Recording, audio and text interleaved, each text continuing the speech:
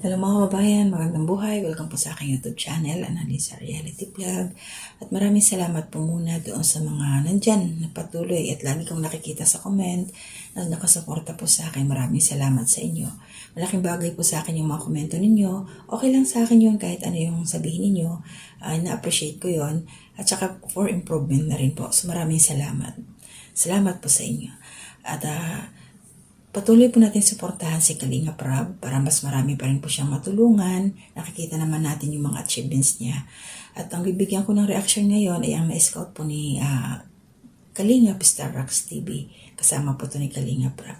Siya po si Julie Ann na 16 years old. 6 sila magkakapatid. Siya po yung panganay.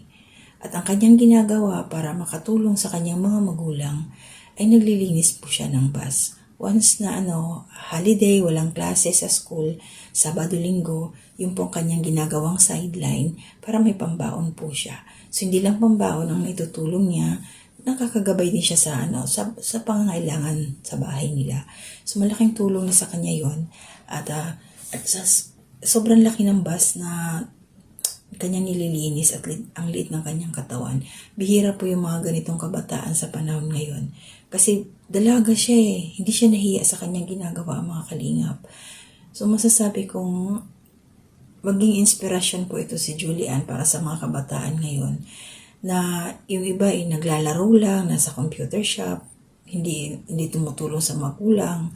Pero ito si Julie Ann kakaiba. Bihira lang talaga yung mga batang makikita mo na ganito magsasakripisyo para makatulong sa kanyang mga magulang. At sa kagustuhan rin niya na makatapos sa kanyang pag-aaral. Kasi mga kalingap, mga kababayan, yung ibinabayad sa kanya sa paglilinis ng bus, loob at labas ng bus ang kanyang nililinisan, nasa 150 pesos lang, kabayan. Pero minsan may mga driver naman na mabait, binibigyan siya ng 200. So yun ang kanyang ginagawa. So napuntahan nga ito nila Kalinga Prab. Hindi siya makapaniwala na mayroong ganitong bata na naglilinis. Maganda yung bata Maganda siya. At ayun, in-interview niya, naging yung bata, medyo naiyak siya dahil nga sa hirap ng buhay. Nadala siya sa kanyang sitwasyon. So yun po yung unang beses na napunta siya ni Kalinga Prab at pinaabutan po ito ng tulong. Alam naman po natin na once na pupuntahan na unang beses, so naabutan ka agad ng ayuda. So malaking tulong na yun para kay Julie Ann. At ang bait ng bata kasi nung inabot sa kanya yung pera, pumunta na sila dun sa bahay nila, ibinigay niya kaagad sa nanay niya yung pera. Ang galing. Kasi alam niyo yung ibang bata, hindi yun, ikikip lang niya. Diba? Pero yun talaga pagpasok sa bahay, makikita mo talaga yung kabaitan ng batang ito. Sana Julie Ann, hindi ka magbago. Simula kung ano ka man na nakilala nila Kalinga Prab, kasi once na nakilala na nila, magkakaroon ka na ng magandang buhay. Malaking blessing na yan na mas marami pang biyaya ang darating sa iyo. Kaya sana wag lumaki ang ulo mo. So nakadalawa kung pinuntahan ka na nila ng pangalawang beses. So timing, naglilinis ka pa rin ng bus nung inabutan nila. So unexpected yung dating nila Kalinga Prab. Kasi nga naghatid sila ng meron ka ng sponsor, Julie Ann. At shout out po doon sa sponsor niya, si Kabayan Wilfredo. So, nagpaabot siya ng 2,600 kay Julie Ann. So, biruin mo yan, Julie Ann. Unang beses ka pa lang na nabisita ni Kalinga Prab, nung napanood yung video mo, meron ka agad nag-sponsor sa'yo. So, kaya binalikan ka nila. At yung binigay ng sponsor, dinagdagan pa ni Kalinga, kaya nagkaroon ka ng bali 5,000 yung nakuha mo nung time na yun. So, malaking tulong yun talaga sa Julie Ann. So, yun lang So, nasa part 1 pa lang tayo at saka part 2. So, naniniwala ako, Julie Ann, na marami pang darating na blessings sa'yo. Huwag ka lang magbabago ng ugali. Stay humble ka pa rin. Kung ano ka, nung nakilala ka ng Kalingap team, nila Kalinga Prab, ganun ka pa din. Huwag kang magbabago. Kasi yung iba, once na nakikilala na, nagiging maarte, tapos yung mga ganun, sana Julie Ann, hindi ka magbago.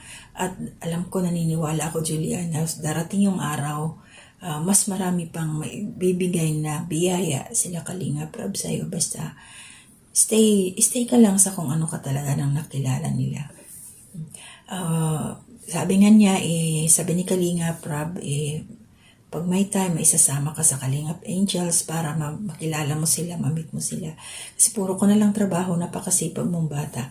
Tsaka yung mga Kalingap, yung mga kapatid din ni Julian, mga mas bata pa sa kanya, 11 years old, marunong nang mag-vulcanize. Nagtutulong-tulong talaga sila sa trabaho. So kung ganito ang pamilya, tulong-tulong, magaan ang buhay kahit hirap. Basta tulong-tulong talaga.